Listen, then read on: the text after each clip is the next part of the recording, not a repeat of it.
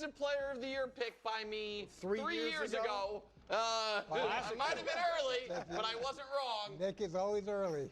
He's on pace to break the all-time scrimmage record. Yeah, Chris Johnson's right. By a lot. hefty margin. Yeah. Now he's got one extra. I mean, and by the way, he had 1,900 yards from scrimmage last year. Yeah. He looked They've unstoppable. got a lot of cats on this offense. Weird. Yeah. Dodgers, Brewers, scoreless, but LA has the bases loaded. Muncy drives this, but Frelick with the catch bounces it off the wall, which is okay, but it's not an out. Correct. So Teoscar's confused. He tags. He's like, do I got to tag? So now like, it's a force out. That's a force out at home. Meanwhile, Will Smith stays at second. He's like, I thought you caught that. He's like, I didn't catch it. So Will Smith is out at third because Contreras runs to third. It's a force out. And it's one of the more confusing plays. The players are confused. I was confused. And it's listed in the official box score as a 400-foot ground out double play. That's a ground out. Yeah. Yeah. Because it's Ground out? because it wasn't caught on the fly. So that is a ground out double play. They need to do something with that.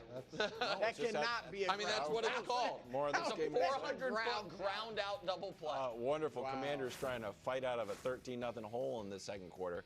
Jaden finds Chris Moore with the catch of the year. Catch of the day. Catch of the day. That's fish.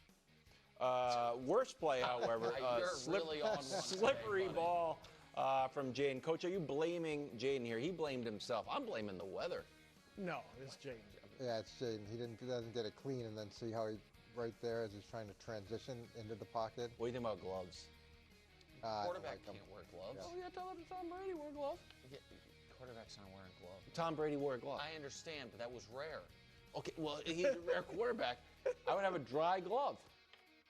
Glove with some absorbent on there, like those swimming towels. Tom Brady wear a glove on You his just throwing can't hand? make. Yes. Was it his throwing hand? Yes. You sure? I'm positive. Okay, I trust you. I don't remember that, but Did you see Wemby, by the way? Yeah, this is. I mean, What are you talking about, bro? no, wonderful I mean, the whole game. Yeah, here we go. It was just ridiculous. A box out Look and a at that, like, standing dunk, and then he just dominates the entire game. 27-11. Spurs haven't lost in preseason, which doesn't matter, but it actually does. He was just. MVP watch. Oh, absolutely. Definitely.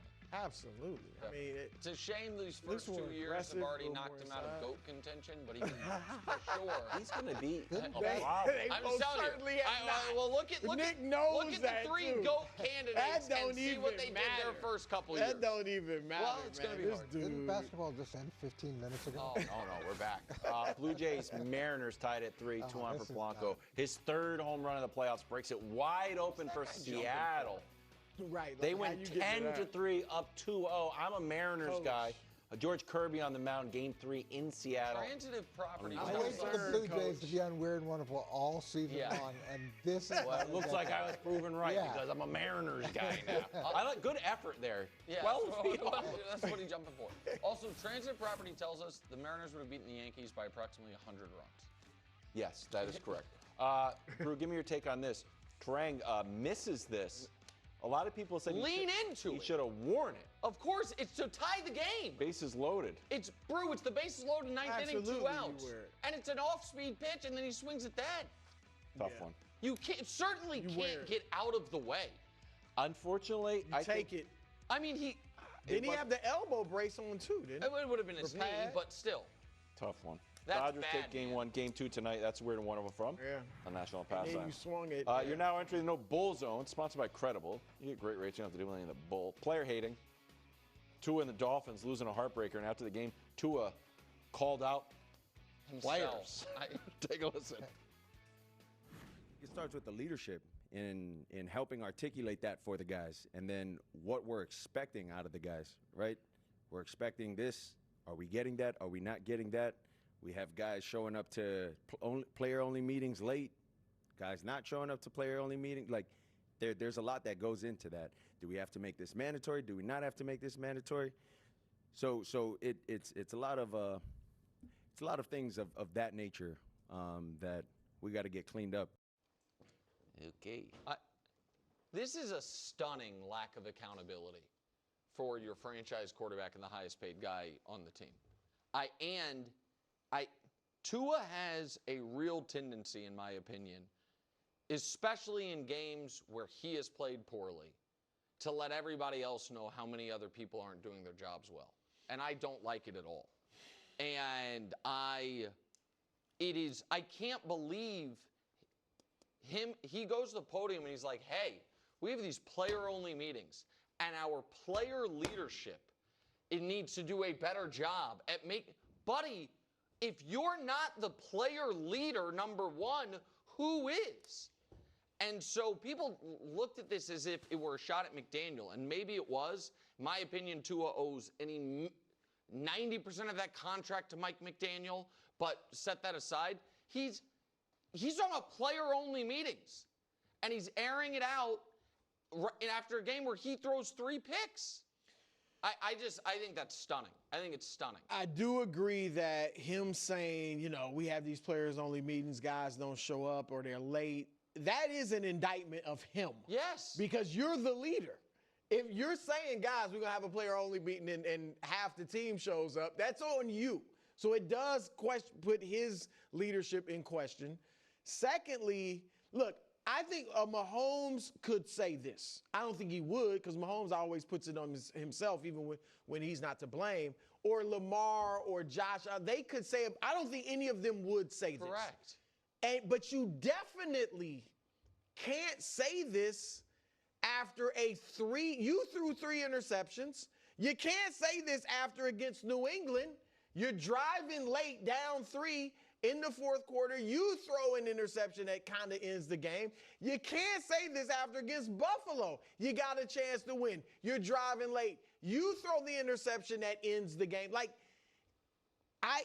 the reason those guys aren't showing up for his players-only meetings or they're late is from the outside looking in, it looks like they don't respect him because you're the one making these bad plays, and yet you're calling us out. He needs to just go up there and say, look, even if even if you feel like other guys are to blame, look, I got to be better. I threw 3 interceptions. It's on me. It starts and ends with me. I got to be better. Leave it at that. Yeah, usually the players-only meeting is a symptom of an organization that has some sickness, that has some problems, that has some issues. So then the players, the thought process is we'll get together, kind of hash it out, have total honesty. But now when you're having multiple players-only meetings, that's real problematic.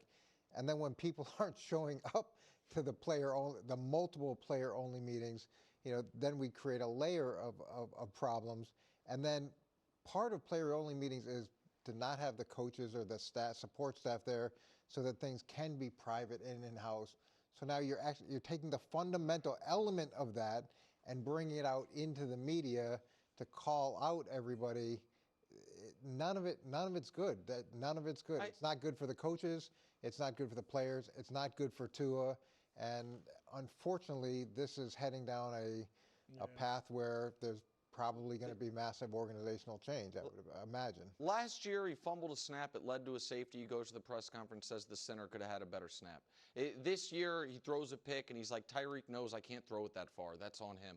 The guys aren't showing up for player leadership council meetings, of which he is the main player leader, and he's like, guys need to do a better job. It's all public, by the way. This isn't like it's being reported. He is standing at the podium doing this as the highest paid guy on the team and one of the lowest performing quarterbacks of any quarterback that's gotten a second contract of anyone in the league right now. It's outrageous. And you're selling out everybody. It's outrageous. Players. A former player, he was just a practice squad guy 3 years ago with the Dolphins, came out and said Tua was actually late for a team. And if that's the case, that to me is more of an indictment. I do think Mike McDaniel might run a loose ship. I do think that. But I also think that Tua has, because everyone, I think, respects the fact of what he has gone through and overcome and the danger he's put himself in by continuing to play, he has gotten kind of a kid glove treatment on, bro, you consistently throw your teammates under the bus in a way that wouldn't be acceptable if you were great. It is certainly not acceptable when you are a major part of the problem. Gotta have a bowling night, probably. No, but you knew to have a bowling team. After this, Did you make it Bowling night mandatory? almost ruined our show. well, because we were in a good spot, it can go either way. It's very powerful. Is Drake May climbing up Mahomes' mountain? A lot of high fives. Like, when does it start? Like 6-ish.